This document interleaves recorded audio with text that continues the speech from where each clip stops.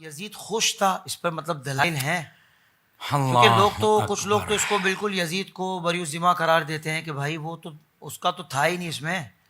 تو اب جہاں بھی ظلم کی بات آتی ہے اس واقعے پر تو ہم کہتے ہیں یزیدیت. یہ بھی سن لیں.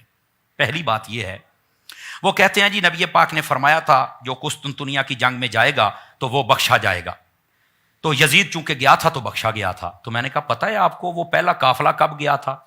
پہلے قافلے میں تو یزید تھا ہی نہیں. یہ اللہ تحقیق بات کر رہا. واہ واہ. ٹھیک ہے، پہلی بات. دوسری بات، یہ نبی پاک نے خبر دی تھی؟ یہ بالکل کم از کم 20 سال پہلے دی تھی. تو میں نے کہا تم تو نبی کا علم غیب مانتے نہیں ہو ظالمو، اب مان رہے ہو یزید کو جنتی بنانے کے لیے غیب کو بھی مان رہے ہو. تمہیں شرم نہیں آتی ہے؟ یہ دوسری بات. اللہ سمجھ آ رہی نا جی؟ اور تیسری بات ہے، یزید اس قافلے میں نہیں گیا تھا، وہ تو بعد میں بیٹھ کر وہاں شرابیں پیتا تھا اور بیٹھ کے جناب وہ اشعار پڑھتا تھا کہ میں بڑا خوش ہوں. وہ سارا کچھ موجود ہے کتب کے اندر. یہ تم کیوں نہیں پڑھتے ہو یار؟ تم صرف حدیث قسطنطنیہ کو دیکھ کر جناب اس کو جنت میں ڈالنا چاہتے ہو. اور ظالمو، اس کو جنت میں ڈالتے ڈالتے تم خود بھی اس کے ساتھ جنت میں جاؤ گے. خدا کا خوف کرو. جی. ایک وجہ یہ ہے، اور اس کا پس منظر وہ بھی میں نے چند لفظوں میں عرض کر دیا. دوسری وجہ یہ ہے، جو اس کو بچانا چاہتے ہیں وہ پتا کیا کہتے ہیں، یزید تو وہاں تھا نہیں، اس کا کیا قصور ہے، وہ تو اپنی جگہ پہ.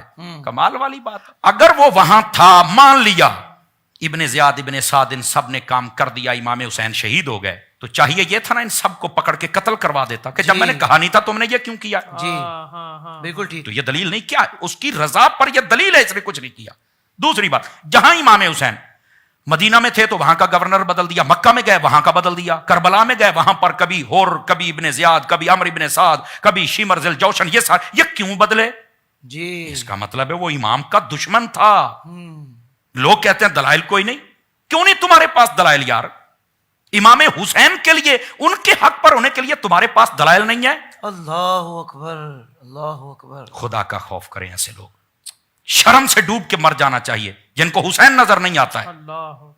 یزید کی طرفداری کرتے ہو اور ان کے لیے دلائل ڈھونڈتے، وہ تو وہاں تھا نہیں. یہ آج کا بھی اصول ہے، جب بھی کوئی کام ہو نا تو ظاہر سی بات ہے جو حکمران ہوتا ہے وہ بے شک اسلام آباد میں بیٹھا ہو، مجرم وہی کہلاتا ہے. اس کی حکومت میں ہوا ہے، اس کو چاہیے تھا بعد میں پکڑ کر ان کو پکڑتا، سزائیں قرار واقعی سزا دیتا. نہیں دی ہے تو یہ دلیل ہے اس کی رضا پر. اور تیسری بات، لوگ کہتے ہیں کہ اس پر کیا دلیل ہے؟ جی اور بھائی وہ کمینے کا غصہ تو ابھی ٹھنڈا نہیں ہو رہا تھا، جی اسی لیے تو اس نے مدینے پر حملہ کروایا. اللہ. یہ تو شہادت حسین کے بعد ہوا ہے نا. یہ تمہیں نظر نہیں آتا؟ یزید کے طرفداروں، مکے پر حملہ کروایا، منجنیکوں کے ذریعے پتھر پھینکوائے گئے، آگ لگ گئی خانہ کعبہ کے اندر.